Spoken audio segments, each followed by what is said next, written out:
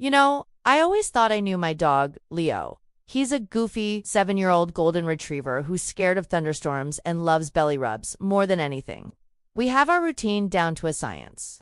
Dinner, evening walk, a little playtime. Then he curls up on his bed in the corner of my room and snores louder than a freight train until morning. That was our life every single day. Until last Tuesday. And what happened last Tuesday has completely changed how I see him, and honestly, how I see the world. It started like any other night. We did our usual routine, and by 11, the house was dark and quiet, except for Leo's familiar, rhythmic snoring. I was deep asleep, probably dreaming about missing a deadline or something equally stressful, when I was suddenly jolted awake. It wasn't a loud noise, but a strange, persistent feeling. I opened my eyes and saw Leo standing right beside my bed, his face inches from mine. This was weird. Leo never gets up in the middle of the night unless he's sick. I checked the time. It was 2:17 a.m. I whispered Leo, "What's up, buddy? You need to go out." He didn't wag his tail. He didn't make a sound. He just stood there staring at me with an intensity I'd never seen before. His body was rigid and he let out a low, almost inaudible growl from deep in his chest. It wasn't his usual "there's a squirrel outside" growl. This was different. This was serious. My heart started to pound a little faster. "What is it, boy?" I asked, sitting up. He turned his head slowly towards my bedroom door, which was slightly ajar, then looked back at me. He repeated this motion 3 times. It was so deliberate, so clear, it felt like he was trying to mime something. He was telling me to look at the door. I strained my ears, listening. At first, all I could hear was the hum of the refrigerator downstairs and my own breathing. I almost told him to go back to bed, thinking maybe he just had a bad dream. But then I heard it. A faint creak. The sound of a floorboard settling. Or maybe something else. Leo let out another low growl, this time a little louder, a clear warning. Every instinct in my body screamed at me to stay put, to not make a sound. But Leo was insistent. He nudged my hand with his cold, wet nose, then took a step back towards the door, his eyes locked on the dark hallway beyond. He was telling me to follow him, but at the same time, his posture screamed danger. It was a bizarre contradiction. He wanted me to be aware, but he also wanted to protect me. I slipped out of bed as quietly as I possibly could. My feet were bare on the cold hardwood floor. Every little creak my own floorboards made sounded like a gunshot in the silent house. Leo moved ahead of me, not walking, but slinking, low to the ground like a predator. He was a completely different animal from the happy-go-lucky dog I knew. We got to the doorway and peered out into the upstairs hallway. A sliver of moonlight from the landing window cut through the darkness, casting long, spooky shadows. Nothing seemed out of place. I was starting to think this was all a false alarm. Maybe a mouse was in the wall or something, but Leo was still on high alert, his ears swiveling, his nose twitching. He crept down the hallway towards the top of the stairs.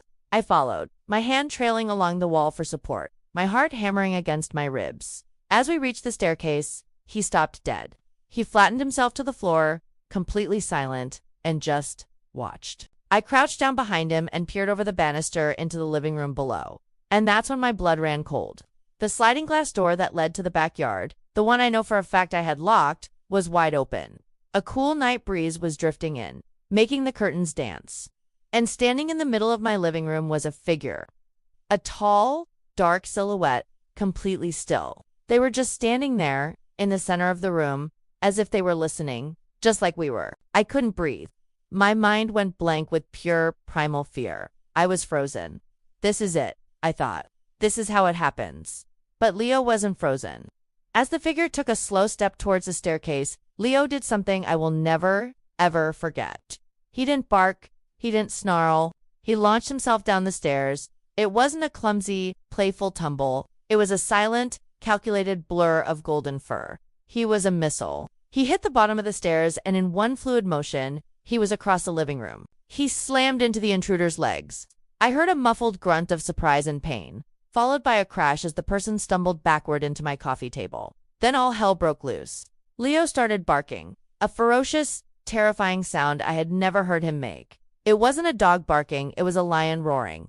It echoed through the house.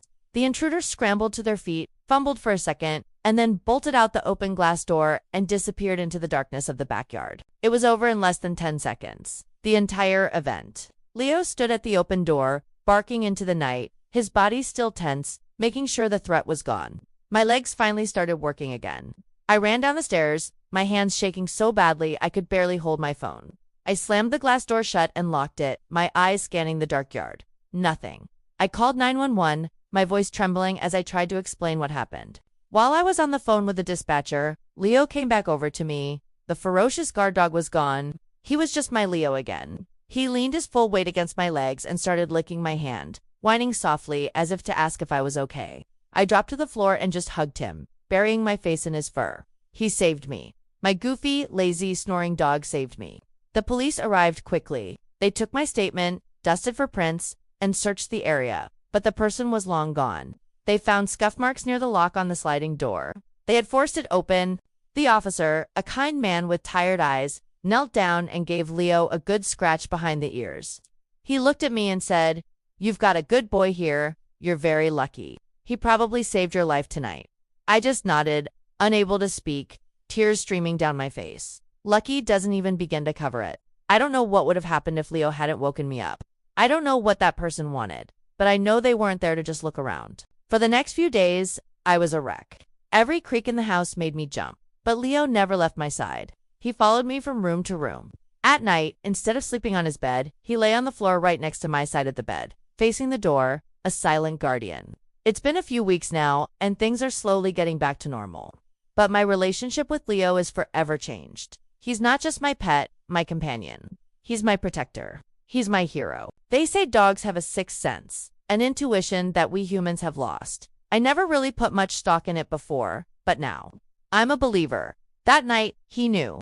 He sensed the danger long before I did, and he knew exactly what to do.